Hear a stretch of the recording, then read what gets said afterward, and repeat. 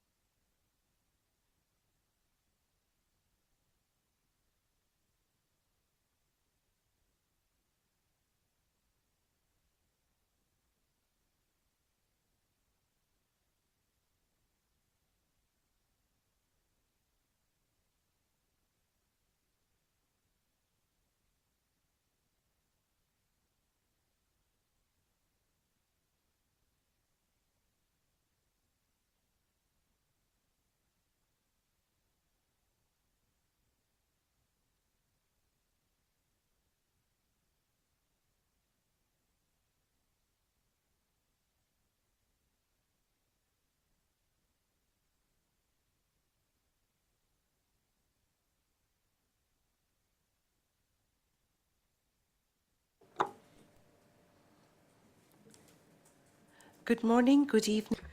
Bonjour, bonsoir à tous. Je vous souhaite la bienvenue à ce webinaire EpiWin du jour. Aujourd'hui, nous nous concentrerons sur la prise en charge clinique et les lignes directrices en matière de prévention et lutte contre la Mpox. Le lancement de ces lignes directrices mises à jour.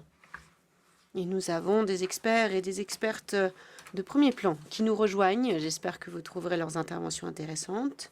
Je suis responsable d'EpiWin.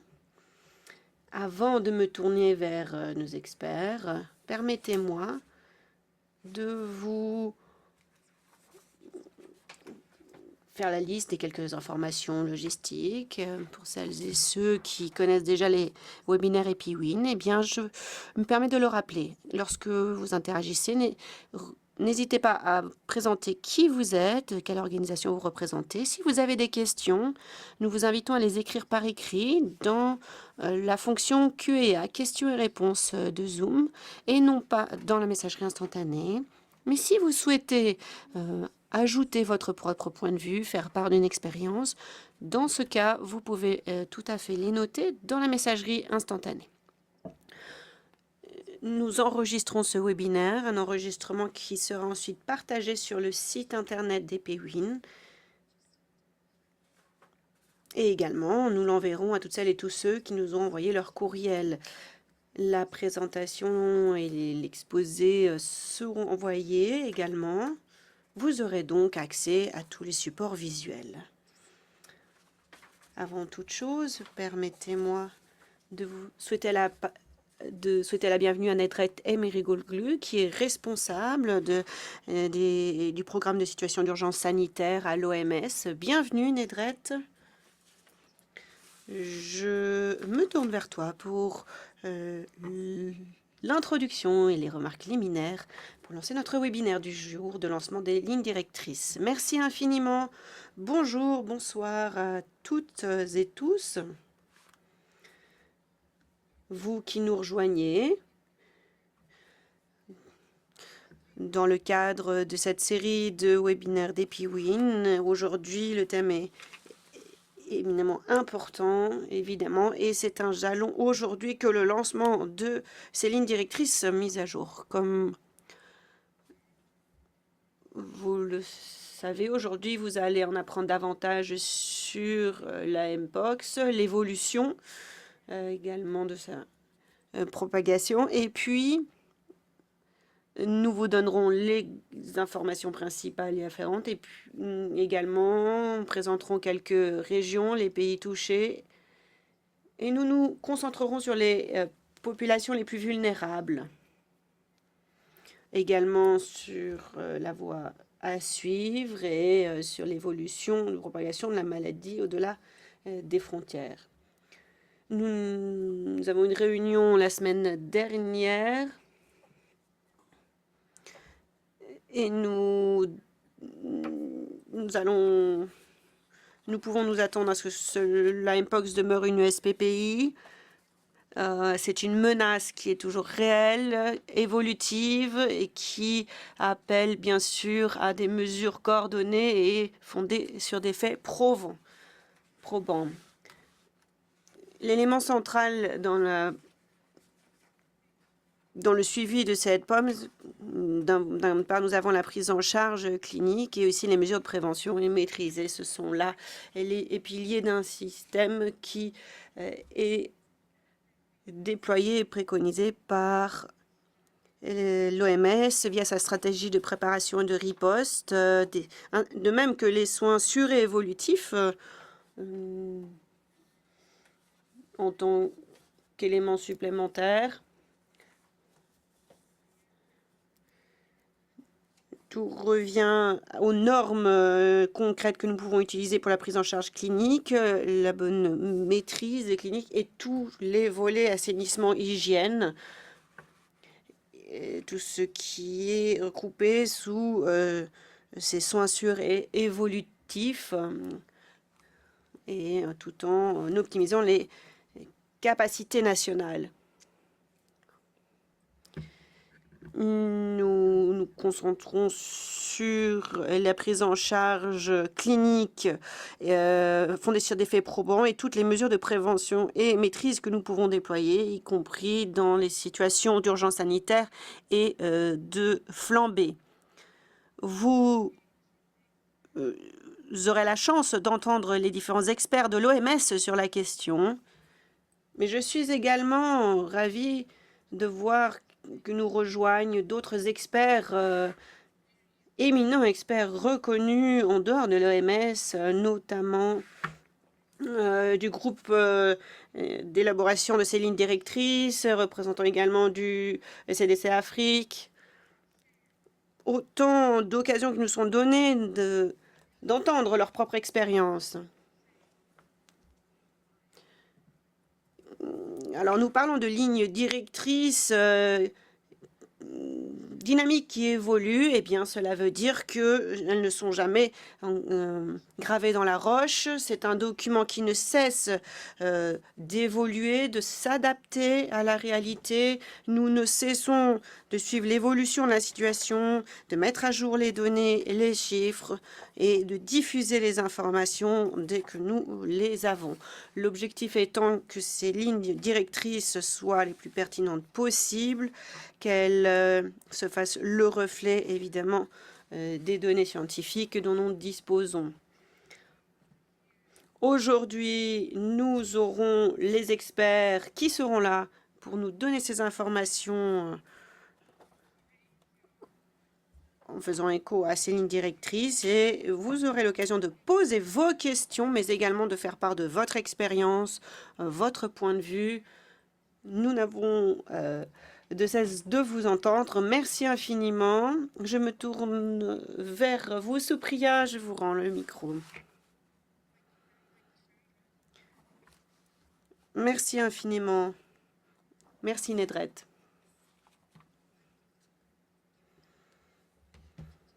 C'était l'aperçu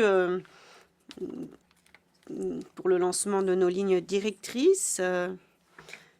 Et avant de présenter ces lignes directrices, je me tourne vers Olivier Le Paulin qui vous donnera un aperçu des données épidémiologiques. Alors, Olivier Le Paulin, chef d'unité de l'épidémiologie et analyse de la riposte à l'OMS pour le programme des urgences sanitaires. Olivier Le Paulin, merci Cyprien, bonjour, bonsoir à tous et à toutes. Je vais tenter d'être bref en 5 minutes, un aperçu des données épidémiologiques de la Mpox. Diapositive suivante. Voici visuellement l'évolution de la Mpox à l'international. Vous voyez la grande majorité des cas à droite qui nous ont été notifiés l'année dernière viennent de la région Afrique, mais à gauche, vous voyez qu'il y a différentes régions du monde qui sont touchées également. Toutes les régions de l'OMS ont notifié des cas de Mpox. en 2022-2023, cela concernait surtout une certaine portion de la population et cela n'a fait que gagner en complexité depuis. Nous avons plusieurs clades en jaune. C'est le clade le plus répandu dans le monde. Il y a quelques années, en tout cas, cela concernait la région en jaune. Et si vous vous concentrez sur la région Afrique, vous voyez, nous avons d'autres couleurs. Nous avons le clade 1B et 1A en gris notamment. Et c'est ce qui a déclenché l'USPPI. Le clade 1A est apparu au Nord Kivu et qui continue sa propagation avec également d'autres pans dans d'autres pays et régions du monde qui sont touchés par ce clade.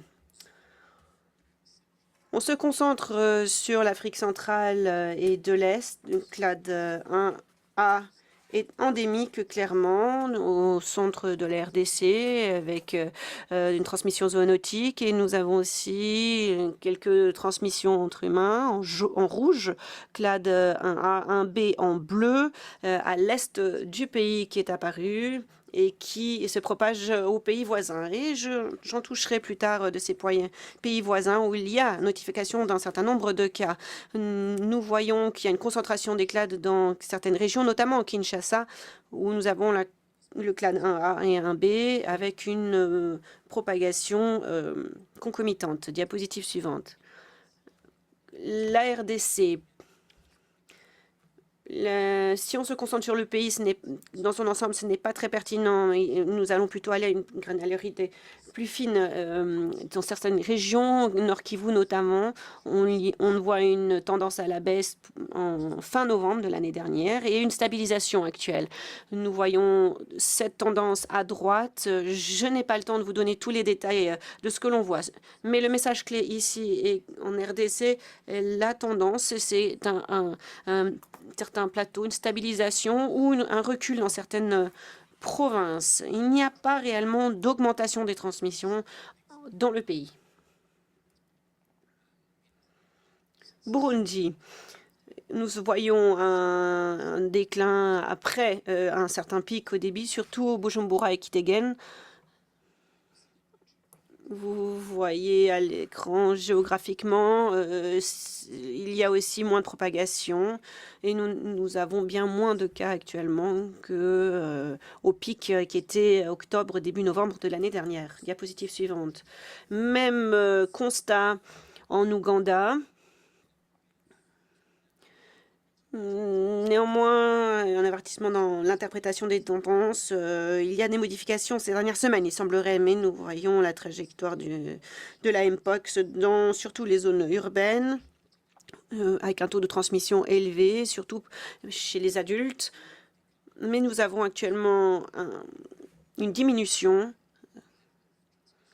du taux de transmission dans plusieurs régions. Diapositive suivante. Ici, je voulais vous montrer la répartition par âge et sexe des cas notifiés. L'évolution, eh bien, il n'y a pas tant d'évolution ces derniers mois. Par exemple, l'Ouganda et la RDC, c'est une épidémie qui concerne surtout les adultes et jeunes adultes, surtout via contact sexuel pour les groupes les plus à risque. Au Burundi, nous voyons que c'est principalement les jeunes adultes qui sont touchés, mais vous voyez aussi les jeunes enfants de moins de 5 ans avec une transmission élevée dans les foyers où ce sont d'abord les adultes qui tombent malades. Au sud Kivu, vous avez cette pyramide par âge et sexe qui évolue ces derniers mois, où nous voyons proportionnellement plus d'enfants touchés et de jeunes adultes. Et c'est important dans le cas de prise en charge clinique de savoir que vous avez encore de nombreux enfants qui pourraient avoir différentes complications, présentation de la maladie. Au Soudan du Sud, il y a une situation qui est similaire à Kinshasa et l'Ouganda. Il y a un recul, mais il y a une évolution aussi des cas. Diapositive suivante. Sierra Leone, ce n'est pas un clade 1, mais un clade 2B, surtout les dernières semaines, une très grande épidémie. On observe néanmoins une tendance à la baisse, mais c'est le taux de croissance le plus élevé qu'on a recensé en Afrique, qui ressemble un peu aux flambées 2B et qui touche à nouveau principalement de jeunes adultes. Diapositive suivante pour finir. Et je suis à 6 minutes, donc j'ai presque respecté mon temps de 5 minutes de parole. Voici ici la gestion, la prise en charge clinique en se concentrant sur la mortalité et la gravité, en se basant sur les données épidémiologiques. Vous voyez ici ventilation par âge, et vous avez des tranches d'âge, Ouganda, Nord et Sud, Kivu. Vous voyez qu'en moins de 5 ans, ce n'est pas très élevé. Il n'y a pas beaucoup de variations en fonction de la tranche d'âge, mais le taux de mortalité est plus élevé dans les zones endémiques. C'est bien plus élevé qu'ailleurs et c'est principalement syndromique dans les rapports. Ça veut dire que la plupart des cas ne sont pas confirmés. Mais est-ce lié à certaines vulnérabilités, co-infections, autres comorbidités? Il faudra que l'on aille voir dans les détails. Mais de manière plus générale, les facteurs de risque sont plus ou moins similaires au clade 2B, une immunodéficience, notamment surtout chez les jeunes adultes, qui est en cause. Et c'est principalement le VIH qui est concerné. Là, on a notamment les cas les plus graves, avec un VIH qui n'est pas maîtrisé, où il n'y a pas de diagnostic, où il y a un diagnostic de positivité au VIH lorsque l'on procède à un dépistage de la Mpox. Cela est lié. Il y a aussi la malnutrition qui pourrait être associée d'une manière ou d'une autre à un taux de gravité plus important. À creuser. Diapositive suivante. Nous voyons les informations similaires où nous comparons les clades et les régions. En 2 mots, ici, à l'exception de 1A, comme je l'ai dit, nous devons peut-être aller plus dans les détails, mais ici, nous avons le taux de létalité pour la Mpox qui est relativement semblable dans les différentes régions. Ça de un peu près de moins de 5%. Et pour certaines personnes qui ont certaines comorbidités ou vulnérabilités, oui, vont décéder de la maladie, développer des complications plus graves. Mais c'est une infection qui reste relativement, on va dire, modérée. Merci, je ouvre le micro.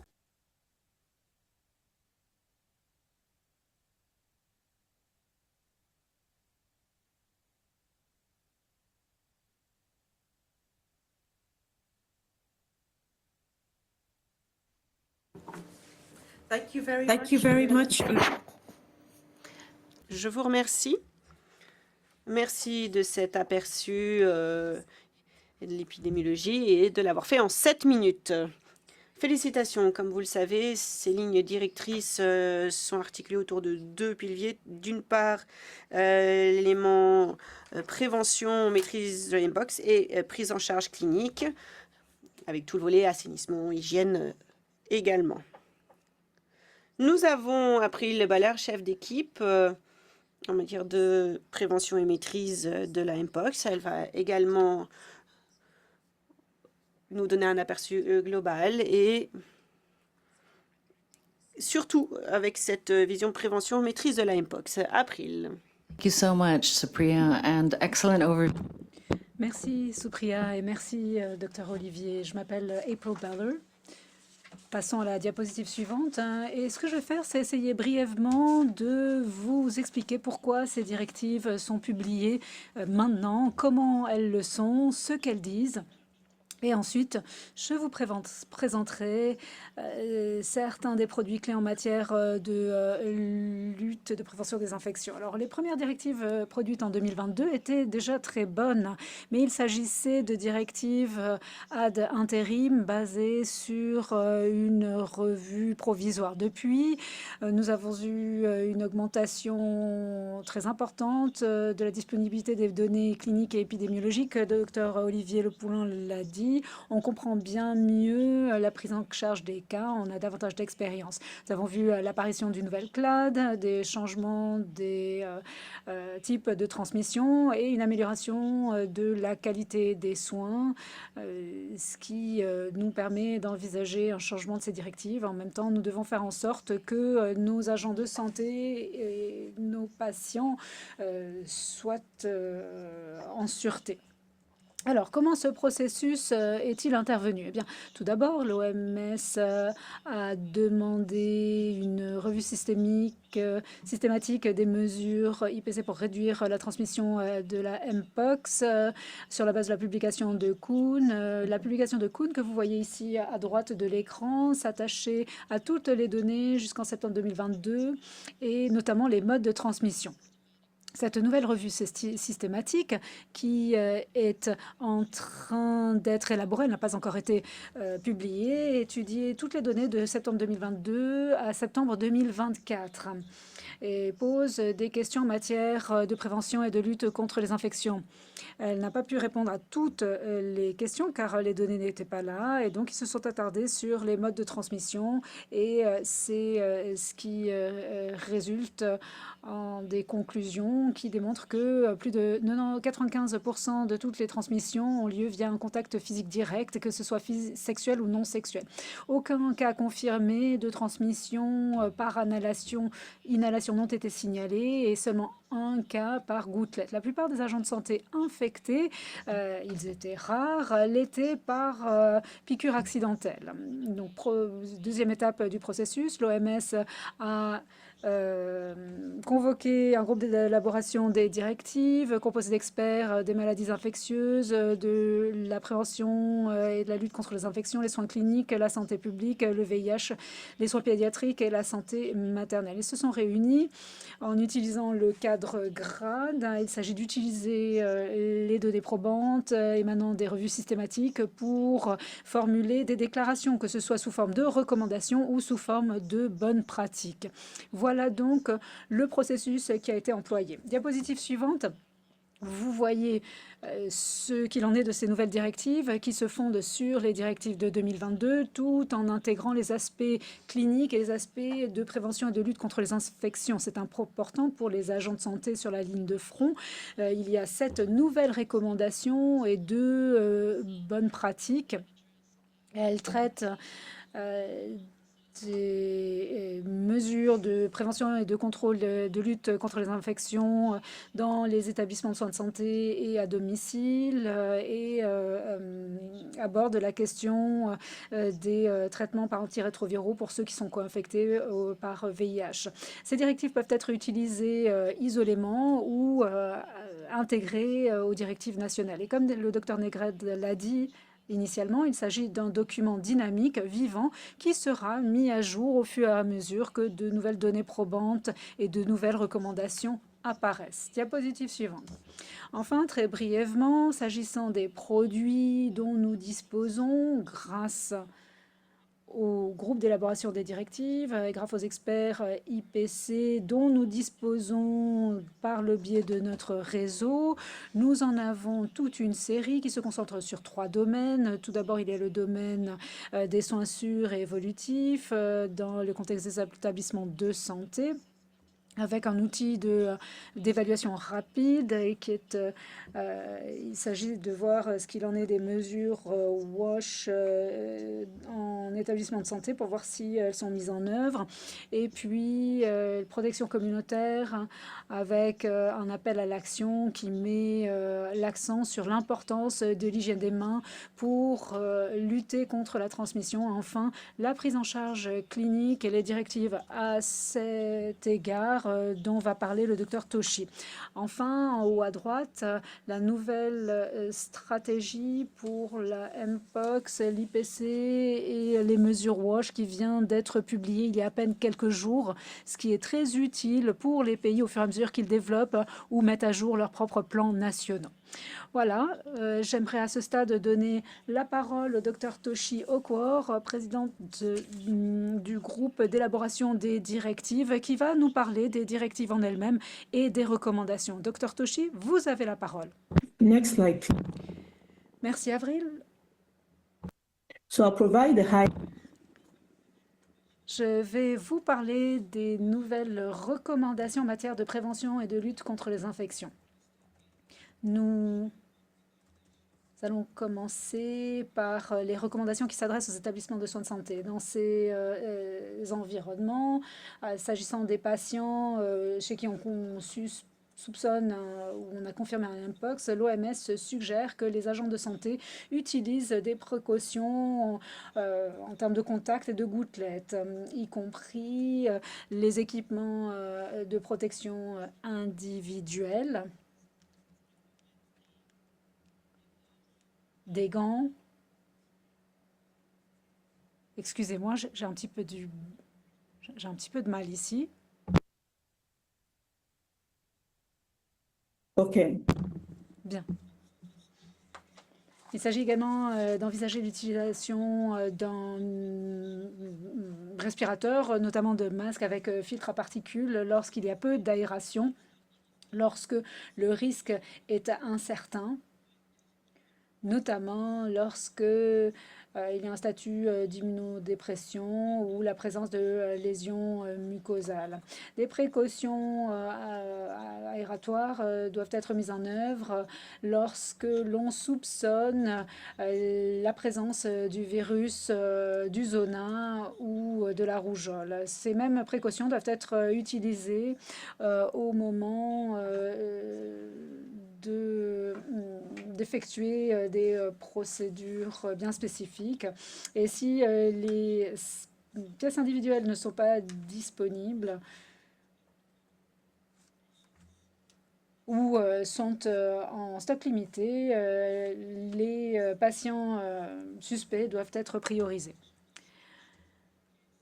Ici, vous avez les considérations en termes de mise en œuvre dans les établissements de soins de santé. Il s'agit d'isoler les patients, de mettre en œuvre les mesures d'hygiène des mains avec les 5 étapes recommandées par l'OMS. S'agissant du placement du patient, nous avons dit qu'ils doivent être isolés dans des pièces individuelles pour pouvoir mettre en œuvre des précautions en matière de contact et de gouttelettes.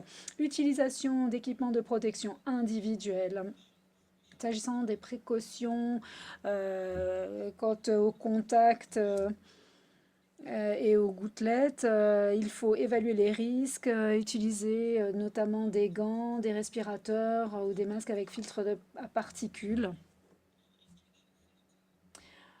Pour les injections, utiliser les précautions habituelles pour éviter toute piqûre accidentelle. Il est important d'éviter l'utilisation d'outils acérés pour les prélèvements.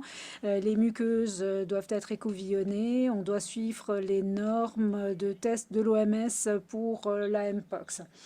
Au niveau du nettoyage environnemental et de la désinfection, ceci doit être effectué au moins 2 fois par jour et les surfaces doivent être désinfectées immédiatement. Dans les toilettes, les douches qui sont touchées très fréquemment, il faut les désinfecter plus souvent. S'agissant de la manipulation du transport de la literie, nous avons des recommandations à ce sujet pour faire en sorte que les draps ne transfèrent pas des agents infectieux. Au niveau gestion des déchets, la gestion des déchets doit être faite de manière à traiter des fluides corporels et des déchets solides de manière séparée selon les précautions standards de l'OMS.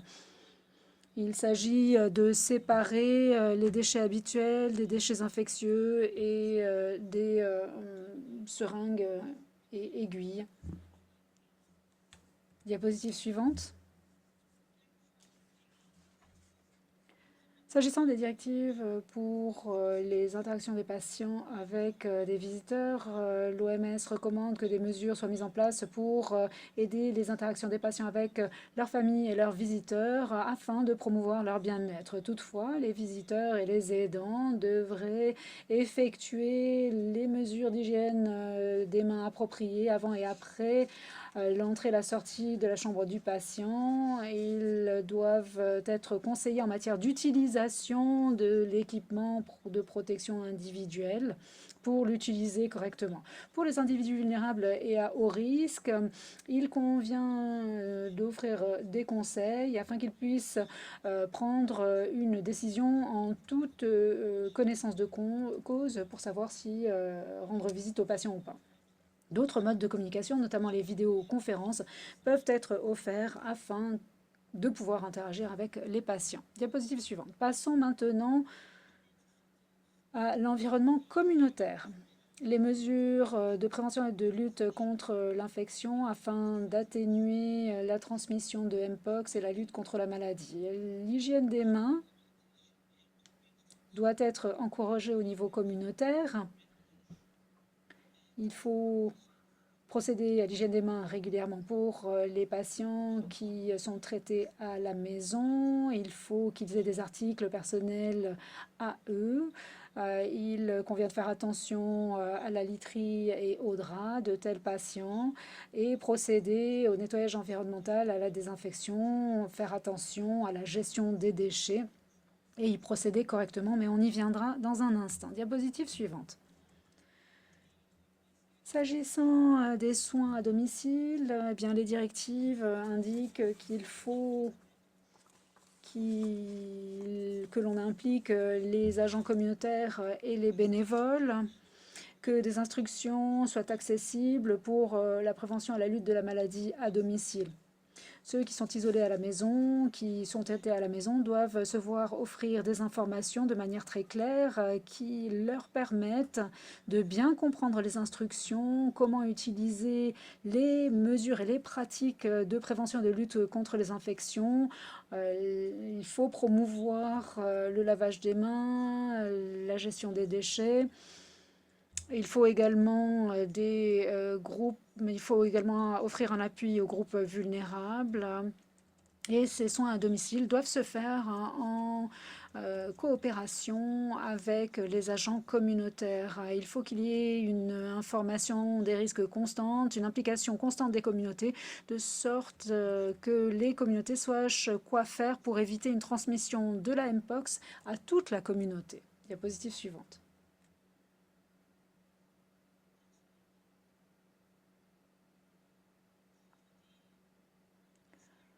En ce qui concerne les recommandations pour les soins à domicile dans la communauté, l'OMS suggère que les personnes présentant des lésions mineures sans complications reçoivent des soins à domicile et qu'on ne leur demande pas de s'isoler.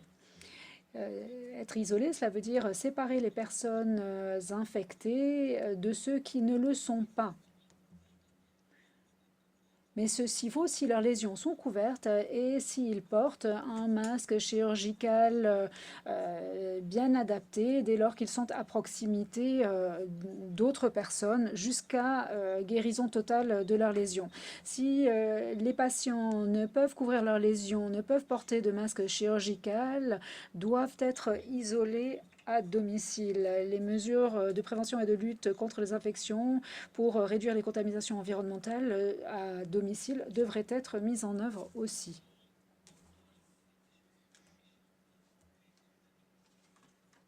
Les directives présentent des instructions sur comment porter un masque, comment couvrir les lésions. Les patients atteints par la Mpox qui reçoivent des soins à domicile doivent porter un masque chirurgical dès lors qu'ils sont à proximité d'autres personnes. Et si les masques chirurgicaux ne sont pas disponibles, l'on peut envisager des masques en tissu. Les lésions devraient toujours être couvertes dès lors qu'ils sont à proximité immédiate d'autrui. Ces lésions doivent être couvertes soit par des vêtements, soit par des pansements. L'on recommande le recours à la télémédecine et aux appels téléphoniques pour faire des vérifications sans visite à domicile. Hygiène et environnement, nettoyage et désinfection de tous les espaces personnels et de toutes les surfaces fréquemment utilisées et touchées. Les patients atteints de Mpox qui reçoivent des soins à domicile doivent autant que possible limiter leur sortie de leur domicile. Toutefois, s'ils doivent quitter leur domicile, l'on recommande qu'ils portent un masque et qu'ils couvrent toutes leurs lésions, qu'ils utilisent un mode de transport privé et que ce mode de transport privé soit bien aéré. S'ils se rendent dans un établissement de santé, l'établissement de santé doit être prévenu à l'avance, de sorte à pouvoir anticiper la visite d'un tel patient. S'agissant des autosoins et de l'appui, les personnes atteintes de Mpox doivent pouvoir s'occuper de leurs propres soins ou nommer un aidant sain, préférablement quelqu'un de vacciné ou qui a déjà été atteint de Mpox et qui en a guéri. Ces aidants doivent rester à 1 mètre de distance. Toutefois, s'il faut un contact plus proche, notamment au moment de faire la toilette, ces aidants doivent porter un masque chirurgical, des gants, et ils doivent pratiquer une hygiène des mains très stricte avant et après l'utilisation de gants. Voilà de mon côté. For that. Merci Dr Toshi pour cet aperçu. J'ai maintenant le plaisir de vous présenter le Dr Andy Boulaboula, qui est responsable de la prévention de la lutte contre les infections à l'Africa CDC. Andy, c'est à vous. Pleasure for me. Merci, je suis ravie d'être ici aujourd'hui parmi vous pour vous parler des défis auxquels nous sommes confrontés sur le terrain. Je suis vraiment ravie de pouvoir intervenir après le Dr Toshi et vous-même. Diapositive suivante. Alors, s'agissant des défis, vous avez vu toutes les pratiques qui vous ont été présentées et qui émanent des nouvelles directives. Et moi, aujourd'hui, ce que j'aimerais faire, c'est vous parler de ce qui se passe sur le terrain. Notamment à l'heure actuelle, je suis déployée en RDC, donc je les vois très directement. Il se peut que l'on ait un accès limité aux fournitures essentielles en matière de prévention et de lutte contre les infections. Cela comprend les masques chirurgicaux, les respirateurs. On doit se rendre compte que les masques chirurgicaux sont bien plus accessibles si on les compare aux respirateurs. Et puis, il y a des obstacles en matière de communication verbale ou non verbale au moment d'utiliser les respirateurs et les masques chirurgicaux. Alors l'idée, c'est vraiment d'encourager le fait que les patients portent un masque chirurgical afin de limiter la transmission par gouttelettes interposées. La distance physique est quelque chose qui est recommandé, avec les autres précautions standards en matière de prévention et de lutte contre les infections, notamment la couverture, le fait de couvrir les lésions. Diapositive suivante. Alors, comme vous vous en rendez compte, durant les grandes flambées épidémiques, dans des environnements avec peu de ressources, l'on a peu de capacité d'isolement. On en aurait besoin de davantage, or ça n'est pas le cas sur le terrain. Beaucoup de centres de traitement sont surchargés, sont surpeuplés. Alors, quelle est la solution à ce défi? Eh bien, la solution à ce défi, ce sont les soins à domicile. Certains de ces patients se voient, s'ils répondent aux critères, s'ils présentent un tableau mineurs et sans complications, ils peuvent recevoir des soins à domicile. Mais il faut des facteurs notamment environnementaux, qui doivent remplir, qui doivent atteindre un certain niveau. Si ça n'est pas le cas, il faut trouver une place en établissement de santé. Mais nous encourageons les cliniciens et tous les aidants à domicile de regarder ce qu'il en est des capacités WASH à domicile, de sorte à ce que ces patients puissent recevoir des soins au niveau communautaire pour éviter toute transmission et pour éviter tout surpeuplement des établissements de santé, ce qui n'aide pas à rompre les chaînes de transmission. So, for the home-based care, Les mesures d'isolement à domicile, comme je l'ai dit, lorsque nous sommes à l'isolement, il ne faut pas oublier qu'il y a d'autres difficultés qui en découlent, notamment en matière de santé mentale. Vous pouvez vous sentir seul, anxieux, anxieuse ou même dans des états de dépression. Cela peut bien sûr venir accroître d'autres difficultés comme la stigmatisation. Si nous avons un patient qui est isolé à domicile et qui peut couvrir ses lésions et peut porter un masque chirurgical tout en respectant bien sûr une certaine mesures de distanciation et ne pas avoir de contact direct, eh bien, on pourrait éviter cet isolement afin de permettre, par exemple, aux membres de sa famille de pouvoir interagir avec lui en évitant tout contact physique. Cela permet de réduire les risques de développer des problèmes de santé mentale et également ne pas courir de risque de transmission directe de la Mpox et pouvoir endiguer la propagation de la flambée. Merci. April, merci infiniment de cet aperçu. Merci des informations qui nous ont été présentées. Alors, au vu de l'heure qui tourne, nous allons réserver toutes les questions et réponses en fin de webinaire. Je me tourne vers Dr Jamie Rylance qui va nous parler de la prise en charge clinique. Merci Jamie. Thanks April and hello to all colleagues. It's my pleasure to introduce two speakers.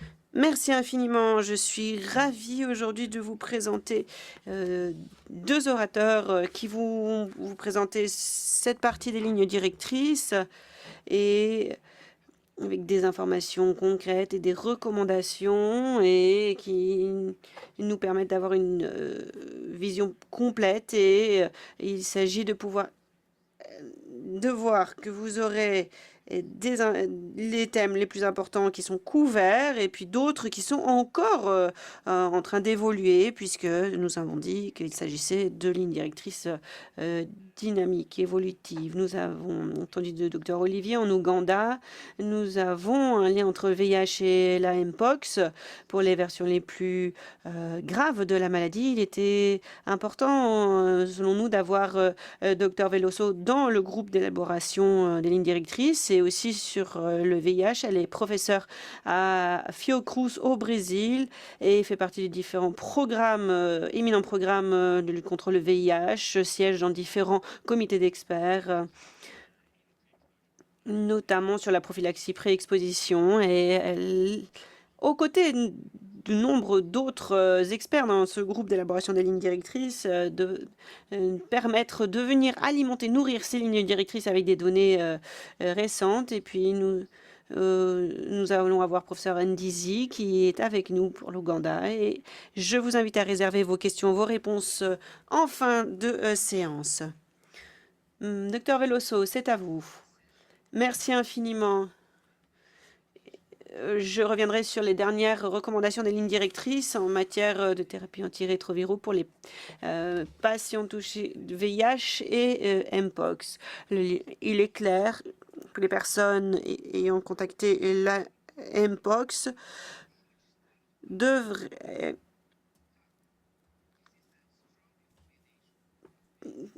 prendre en compte la recommandation qui figure dans nos lignes directrices. The slides, please.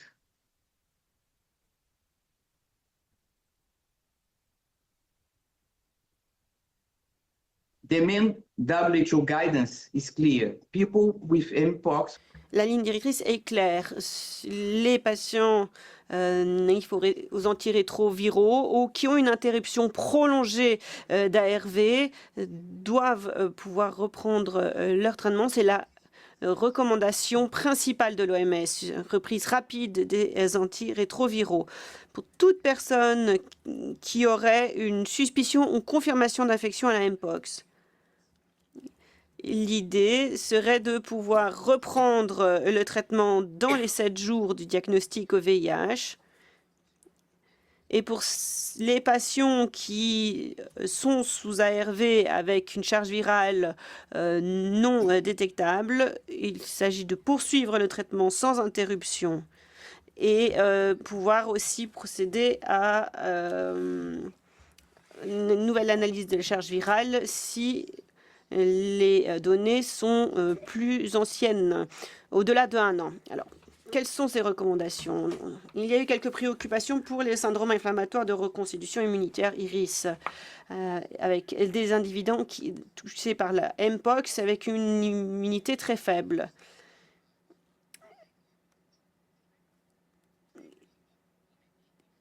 Et il y aurait une inflammation contre les antigènes viraux résiduels.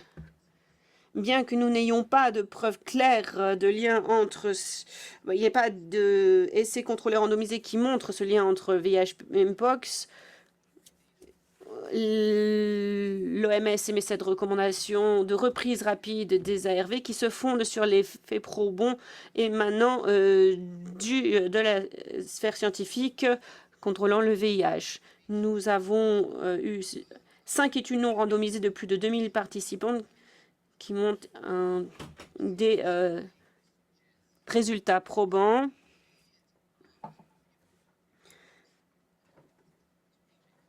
Et les personnes sous ARV sont mieux protégées contre les formes graves de Mpox que les patients avec un VIH non contrôlé. Et une autre étude de plus de 3000 participants ont montré ce type de corrélation. Les lignes directrices le mentionnent, grâce à l'avis des experts, que si l'on tarde à reprendre les ARV, il y aurait une progression de la reproduction virale du Mpox. Merci. Thank you, Professor Veloso. Very clear. Merci, professeur Veloso. Je suis certaine que nous allons pouvoir vous poser des questions très concrètes. Je vois qu'il y a d'ailleurs des questions qui nous sont posées sur la plateforme. J'ai d'ailleurs publié le lien vers la version en ligne de nos lignes directrices. Je vous invite à cliquer dessus. Évidemment, le site internet dédié, le Magic App, l'application en ligne que vous pouvez télécharger, ce qui vous permet de pouvoir passer en revue les grandes lignes de ces lignes directrices.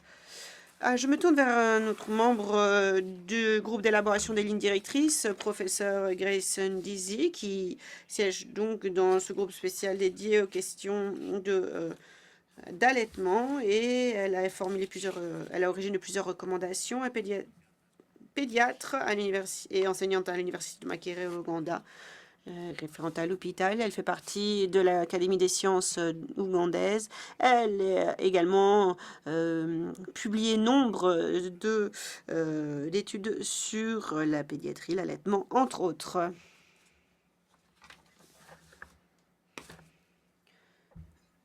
Merci infiniment. Je suis ravie d'être avec vous. Je vais vous faire une présentation des recommandations en matière d'allaitement.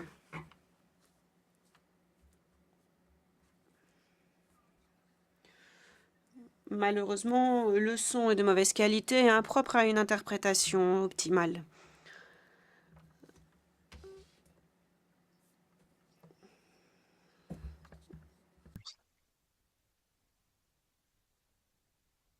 Take IPC measures, including limited. L'interprète fait tout son possible.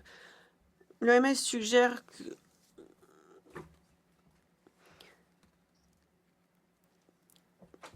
que des mesures en matière de prévention et maîtrise de la maladie. Cela implique de limiter le contact entre la mère et le nourrisson, à l'exception de l'allaitement. Et s'il y a des mesures de protection des lésions, malheureusement, l'interprète n'arrive pas à suivre avec la qualité du son. The context will drive the feasibility, availability, and safety of alternatives to breastfeeding. C'est le contexte qui déterminera la possibilité ou non de proposer des moyens de substitution à l'allaitement. Lorsque c'est possible, faisable et sûr, il y a possibilité d'extraire le lait ou de proposer du lait de substitution. Interruption. Madame Grace, est-ce que vous pourriez, s'il vous plaît, parler plus fort? Malheureusement, la connexion n'est pas optimale. Yes, a little bit. Just speak as loud as you can. Nous vous invitons à parler le plus fort possible. Dr. Grace.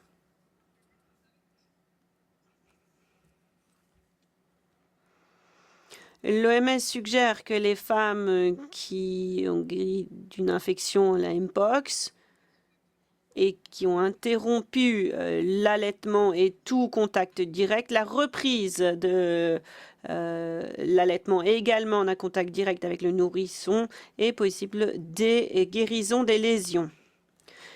Pour cela, les mères devraient avoir accès au soutien nécessaire afin de continuer à tirer leur lait lorsqu'il y a cette interruption de l'allaitement afin de permettre la reprise dès que possible et optimale de l'allaitement une fois qu'il y a guérison des complications et éviter les complications telles que la mastite.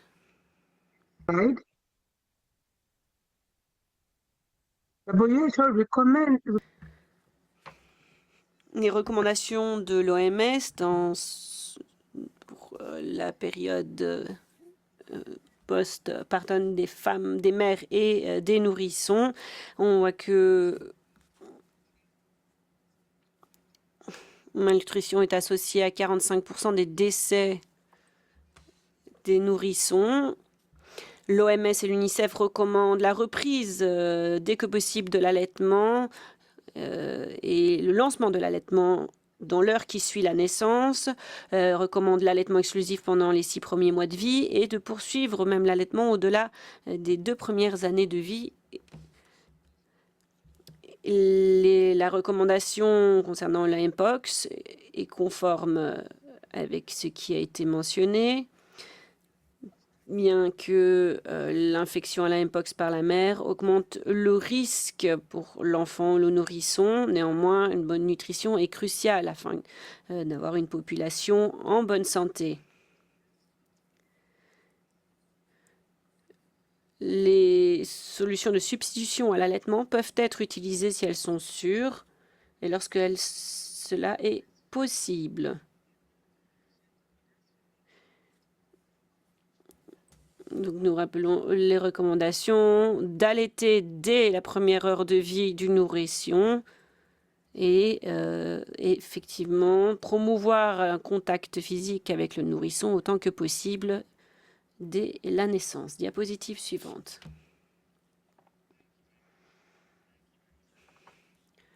Nous vous remercions, Dr. Grace.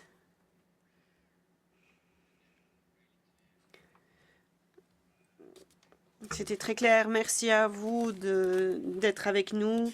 Merci des informations qui nous ont été communiquées. Nous avons un bref instant dédié aux questions et réponses et j'aimerais revenir à professeur Veroloso.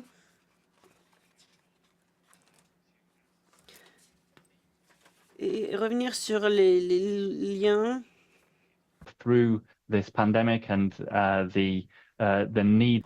Et le lien avec les soins. Car c'est bien souvent ce qui permet d'établir un lien avec tout le système de santé. Et professeur Valosso, quelles sont les difficultés liées à ce lien avec les soins? Et c'est d'ailleurs une question que j'étends à vous tous et toutes. Docteur Valosso, comment permettre un plus grand lien avec les soins? Eh bien, en réponse, je dirais qu'il y a cette référence aux soins. Il s'agit d'établir un lien entre le patient et le système de soins.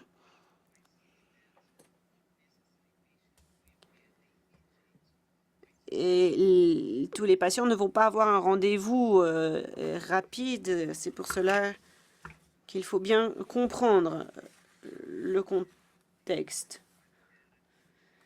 Et pouvoir, dès qu'il y a un contact, donner accès au soutien nécessaire au diagnostic, au traitement également.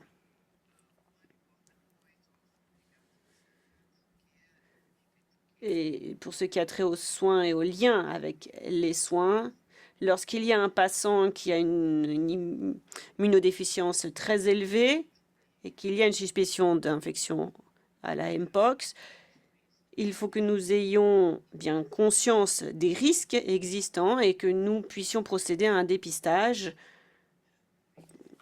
des infections habituellement contractées par les patients gravement immunodéprimés. Il s'agit de prendre en compte les besoins des patients et s'assurer que lorsqu'un patient se tourne vers un centre de santé, il y ait une bonne prise en charge. Je vous remercie. Professeur Grace, souhaitez-vous rebondir?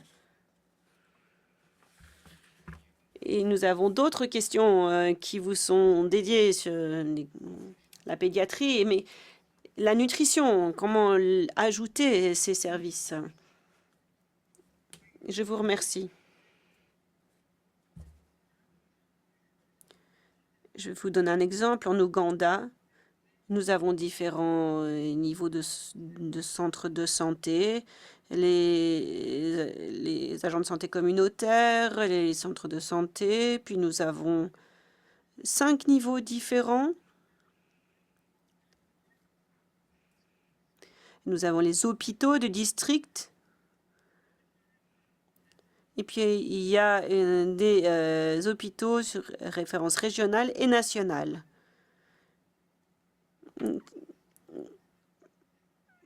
Et vous voyez, les références peuvent être complexes et prendre du temps avant d'arriver à l'hôpital du district.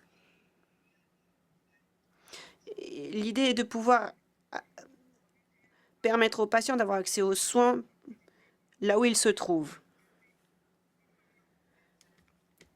Voir un premier point de contact qui vous réfère au centre et le plus proche, centre de santé, et c'est à l'agent de santé communautaire de savoir où vous dirigez.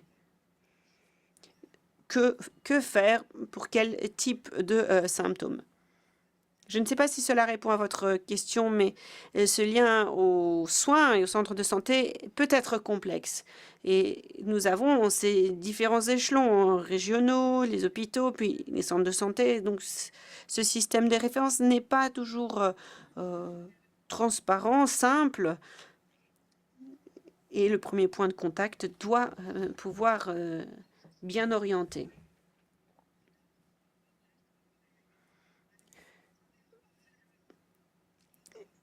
Les enfants, effectivement, immunodéprimés sont plus à risque. À nouveau, le son est mauvais. L'interprète fait tout son possible. Je vous remercie. Le message est clair, à savoir pouvoir identifier, quand le patient se tourne vers quelqu'un, un professionnel qui puisse l'orienter vers le bon centre, surtout sur les questions liées à la nutrition. J'ai d'autres questions, Dr. Grace, pour vous dans la messagerie instantanée. Tout d'abord, les recommandations concernant le VIH recouvrent-elles les enfants infectés du clade 1B? Mais je pense que, Dr. Veloso, vous pouvez peut-être aussi apporter un élément de réponse. Merci, Jamie. Antiretroviral therapy, they apply both to children and adults. Malheureusement, la qualité du son est impropre à l'interprétation.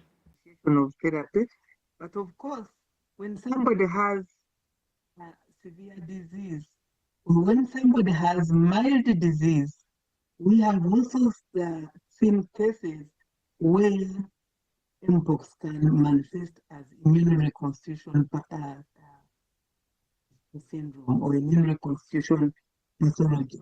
So these are patients, if they have to initiate therapy, the recommendations should be used, but there should be an attempt to ensure that there is regular follow-up. Thank you. Prof. Veloso, I don't know whether you have... Merci beaucoup, professeur Veloso. Avez-vous quoi que ce soit à rajouter par rapport au CLAD et au HIV, au VIH? Important to Non. Il est important d'identifier les infections au VIH et de les traiter de sorte à pouvoir améliorer le système immunitaire des patients pour que les patients soient mieux à même de se rétablir suite à une infection à la Mpox. I was going to come to Merci beaucoup. Je vais revenir vers le docteur Tocci. En effet, nous avons une question dans le chat qui demande davantage d'explications quant aux raisons de ne pas isoler les patients pendant une période de soins à domicile. Pouvez-vous rentrer dans les détails du pourquoi? Pourquoi est-ce que le non-isolement est une possibilité dès lors que les patients reçoivent des soins à domicile? À vous, docteur Tocci. Thank you. So, Merci beaucoup. Bien, lorsqu'April a présenté, elle a présenté la procédure que nous avons utilisée pour aboutir à cette conclusion. Nous avons étudié 200 études portant sur 1 millier de patients. Or, ce qu'il en est ressorti, c'est que les contacts très étroits, qu'ils soient d'ordre sexuel ou non sexuel, mais essentiellement sexuel, sont le mode principal de transmission de la maladie. Lorsque l'on s'est ensuite penché sur les valeurs, les préférences, il nous est apparu très clairement que lorsque les patients s'isolent à domicile, lorsqu'on a tenu compte de leurs valeurs, de leurs préférences, on s'est rendu compte qu'il valait mieux qu'ils ne s'isolent pas dès lors qu'ils recevaient des soins à domicile, pour autant que certaines conditions soient remplies. En effet, tout le monde ne peut recevoir des soins à domicile, mais dès lors qu'ils sont à domicile et qu'ils s'engagent à mettre en œuvre les directives qui existent, eh bien, le groupe est arrivé à la conclusion que les données, il ressort des données dont nous disposons, qu'ils peuvent rester à domicile sans s'isoler. thanks very much. Merci beaucoup. Merci pour cette réponse très claire. Je vais maintenant demander que l'on conclue. Great. Jamie, puis-je rajouter quelque chose? And then can mpox not be transmitted through breast milk? Yes, there are neonatal cases. Les interprètes s'excusent, mais à nouveau, le son est impropre à l'interprétation. The transmission through breastfeeding studies are ongoing. Des études sont en cours sur l'allaitement. On a également des transmissions de la mère à l'enfant. Lorsque les deux seins sont affectés, que doit faire la mère? Eh bien ça, on ne l'a pas inscrit dans les directives. On a vu des cas où les bébés étaient affectés par d'autres personnes que la mère, hein, mais dès lors que les deux seins présentent des lésions, la mère peut tirer son lait maternel. Oui, c'est le cas. Elle doit procéder à des mesures d'hygiène pour éviter le contact entre le lait maternel qu'elle tire ainsi et les zones infectées autour de l'aréole. Thank you, Dr. Grace. Merci, Dr. Grace. Je crois que ma collègue souhaitait intervenir. Oui, je souhaitais revenir sur ce qu'a dit Dr. Tocci, les soins à domicile sans isolement. Étant donné que le mode de transmission principal est dû à des contacts très étroits, les interventions mises en place sont des méthodes barrières. Raison pour laquelle on se focalise sur le fait de couvrir les lésions et l'utilisation de masques. Si les patients ne peuvent couvrir leurs lésions, à ce moment-là, ils ne devraient pas recourir à cette option. Autre point sur lequel je souhaite revenir, étant donné l'excrétion de virus dans l'environnement, il faut se laver les mains très souvent, mais aussi nettoyer les surfaces très fréquemment, notamment les surfaces dans la salle de bain, mais aussi les poignées de porte et les poignées en tout genre. Merci, Jamie. question. Je crois qu'il y avait beaucoup d'autres questions dans le chat. Beaucoup trouvent une réponse dans les directives, donc n'hésitez pas à vous y référer, à les lire avec attention, où vous trouverez tout un tas de considérations pratiques que le groupe d'élaboration des directives a intégré au document. Alors merci à nos panélistes, le docteur Veloso, docteur Grace, le docteur Toshi Okwor. Je vais peut-être mettre à l'écran la prochaine diapositive qui va vous montrer qu'il y a tout un tas d'autres produits associés à ces directives. Si vous pouvez mettre la diapositive suivante à l'écran, nous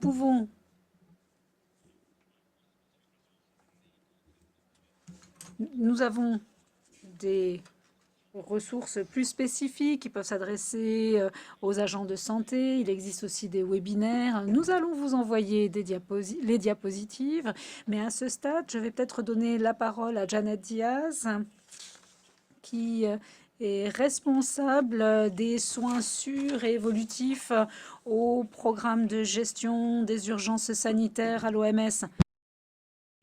Merci à tous, merci pour ce webinaire, ces présentations. Merci à tous les collègues qui sont intervenus aujourd'hui.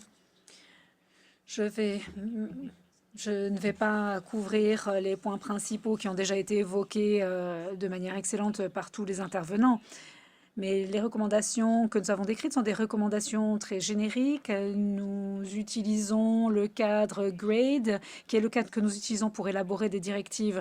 Mais il s'agit vraiment de la mise en œuvre dans la pratique de ces directives. Or, nous ne sommes pas vraiment rentrés dans les détails de cette mise en œuvre qui a toute son importance. Raison pour laquelle nous souhaitons poursuivre avec des webinaires plus pratiques, plus pragmatiques, qui nous donneront davantage l'occasion de répondre à vos questions. C'est un voyage dans lequel l'on se lance avec vous pour améliorer la lutte contre les maladies infectieuses. Alors, je ne vois pas la diapositive à l'écran, j'espère que vous la voyez. C'est une diapositive qui porte sur les étapes ultérieures. Comment allons-nous essayer d'optimiser nos interventions auprès de nos patients ? Nous avons déjà commencé, certains d'entre vous le savez peut-être, nous sommes réunis un peu plus tôt ce mois-ci à Nairobi. Il s'agissait d'optimiser les soins cliniques et les soins de support avec davantage de détails sur les soins de la peau, les soins des lésions de la peau, les complications de la peau, les complications ophtalmologiques ainsi que le recours aux antibiotiques dans le cas de complications cutanées, qu'elles soient sévères ou légères. Donc, beaucoup de discussions pour voir comment améliorer nos recommandations en la matière. Et je pars du principe que les directives actualisées seront publiées sur le sujet d'ici 3 mois. Nous travaillons également sur le front de la prévention et de la lutte contre les infections et sur le front du WASH. Et puis, après la réunion qui s'est tenue au début du mois, et sur la base des discussions d'aujourd'hui, il y a pas mal d'incertitudes. Il nous faut développer des recommandations, alors que nous ne disposons que de peu de données probantes. Nous n'avons que des données indirectes. C'est très bien et on le fait, mais il faut davantage de données probantes, directes. Des collaborations ont été lancées depuis la réunion du début du mois. Et je souhaitais mettre en exergue un certain nombre de ces collaborations, caractérisation des complications liées à la Mpox en cas de grossesse et chez les nouveau-nés. Nous avons entendu parler de l'expérience des collègues avec le fort taux de complications maternelles et de complications congénitales. C'est quelque chose que l'on doit mieux décrire et nous avons lancé une collaboration régionale à ce sujet. Nos collègues du VIH nous ont parlé du timing des antirétroviraux et quid de l'iris. L'on doit glaner des informations pour mieux comprendre ces risques et améliorer nos pratiques en la matière. Enfin, quelles sont les séquelles à moyen voire à long terme de la Mpox ? Le docteur Olivier nous a parlé du taux de létalité qui est plutôt bas, mais quid de la morbidité liée à la MPOC?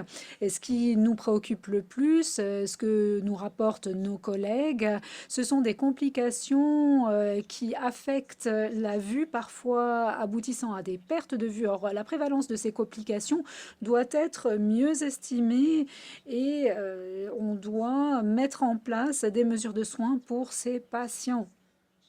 Cela vaut aussi pour les lésions cutanées complexes.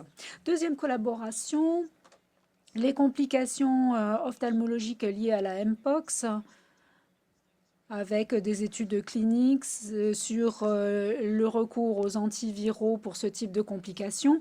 L'on vous tiendra au courant de nos avancées sur ce front. Et puis l'atlas cutané de la MPOX et son actualisation. En effet, l'échelle de la flambée épidémique et le nombre de pays fait que nous avons davantage d'images des éruptions cutanées. Les collaborateurs sont convenus d'utiliser ces images pour actualiser l'atlas cutané MPOX dans sa version 2.0. Avant de rendre la parole à mes collègues, j'aimerais vous dire un grand merci. J'aimerais remercier tous ceux qui doivent être remerciés. Des directives telles que celle-ci sont le fruit d'un travail sur plusieurs mois qui a requis beaucoup de travail en coulisses. J'aimerais remercier le groupe d'élaboration des directives. Il s'agit d'experts qui viennent de tous les coins du monde, qui sont médecins, qui sont spécialistes de la prévention de la lutte contre les infections. Ils figurent tous dans les directives. Vous verrez qui ils sont. C'est très transparent. Merci pour leur contribution, leur collaboration. En plus, j'aimerais remercier les groupes de collaboration technique, d'autres experts qui en émanent pour l'élaboration des directives, notamment les experts de l'allaitement, du VIH. Et puis, sans revue systématique, nous ne pouvons élaborer des directives. Or, certains groupes de l'université McMaster, de l'école de Liverpool en matière de médecine tropicale, entre autres,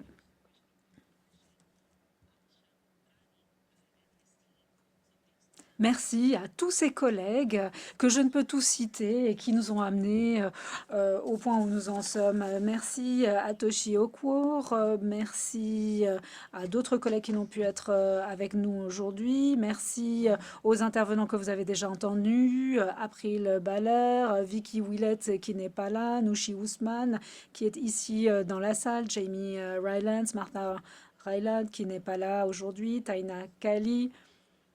Et puis, un grand merci aux autres départements qui ont contribué à ces directives du programme VIH et de la santé maternelle et du vieillissement.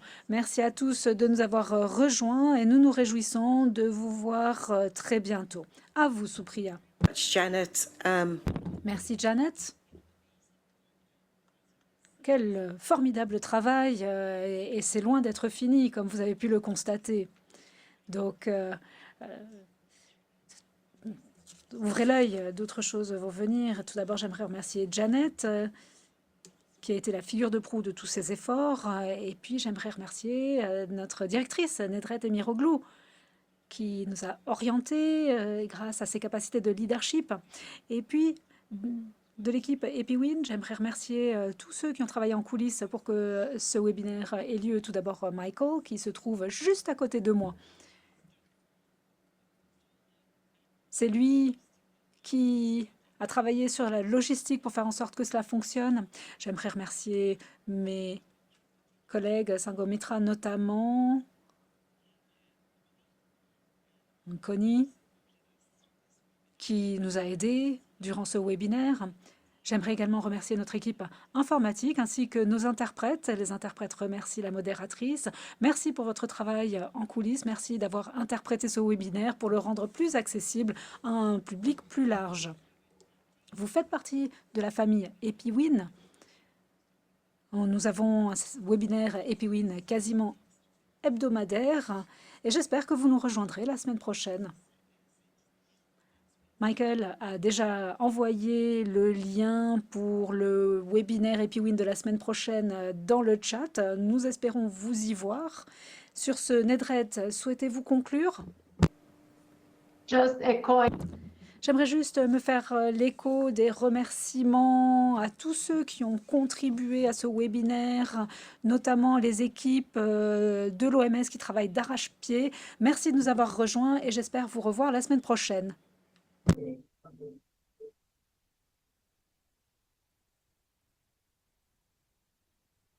Thank you. Bye.